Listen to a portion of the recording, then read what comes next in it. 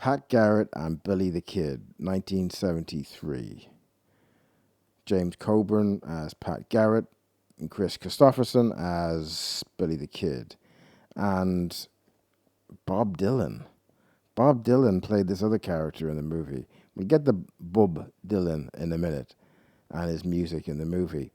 1973, directed by Sam Peckinpah, and apparently he had terrible problems with the studio and the crew even after the film was released because they shut out Sam Peckinpah from the editing from the movie. So they had massive problems because he should have had final cut, really. An actor of that caliber, a director of that caliber, should have had final cut for his movie. There's no reason why he shouldn't have, because the studios come in a lot of the times. Even back then, 1973, I think it was MGM, was the producers on this movie. Come in with their, we know how to do it. We can do it this way. We're going to edit it this way. We're going to have it this way and that way and whatever. For their mass audience, what they think they should see and all the rest of it. So that's a problem. That's a problem. And Sam Peckinpah was not one just to take things lying down. He was fucking pissed off about it, man. He was pissed off.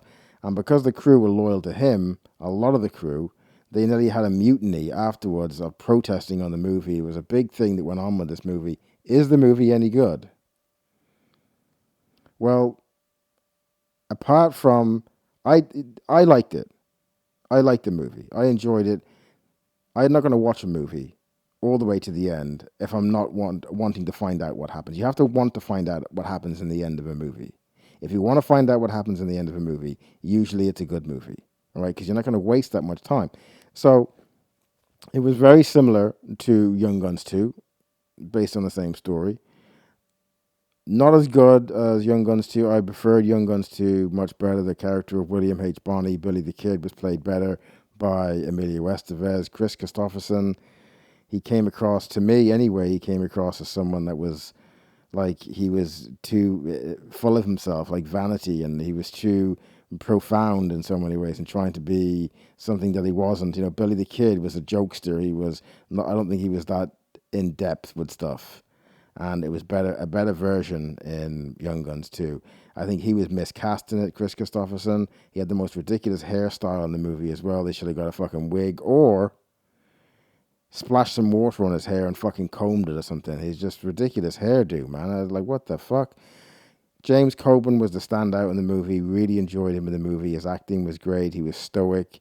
He had a good glint in his eye of someone who has been through hardened battles. He was really good in the movie as Pat Garrett. He was a standout for me. Now, Bob Dylan was in this fucking movie too.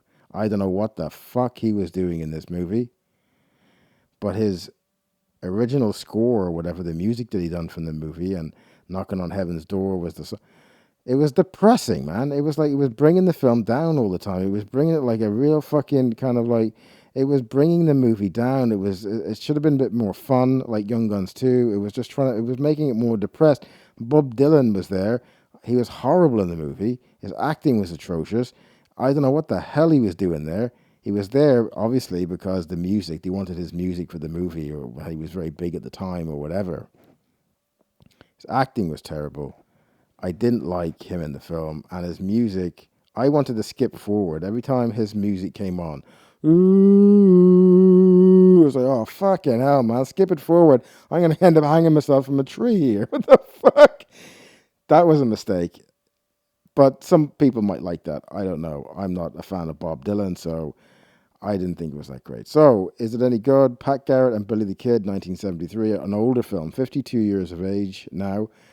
Definitely worth looking into, because some of the older films are worth looking into because they have a different way of making films back then. The pace was different, not all of the films, but they had a different way of filming people, and there were more, it seemed to be, especially Peckinpah, seemed to be more interested in what was going on in people's faces, which I like that kind of director, when they really are searching the actors' faces for the story.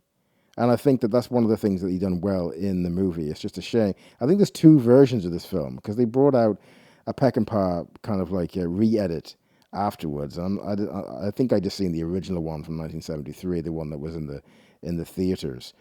So I'm not quite sure about that. But it's definitely worth looking at again because a lot of these older movies, they don't get to be seen that much, but they are worth watching because sometimes we just think, well, I do anyway. I just think, well, I don't know if I want to watch that. But I actually kind of sat through it and watched it, and I could critique it in the right way, not in a way of judging, because it's very hard to make a movie. It's very complicated to make a movie, and there's a lot of stress involved in making a movie. And you make a lot of bad decisions sometimes, and then you can see back in retrospect, you can go, shit, why did I do that? Why did I do this? Why didn't I hire someone else there? Why did I do?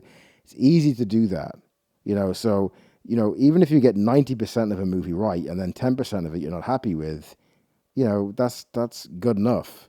And I think Pat Garrett and Billy the Kid from 1973 has its mistakes and flaws, but on overall, it was a pretty good movie.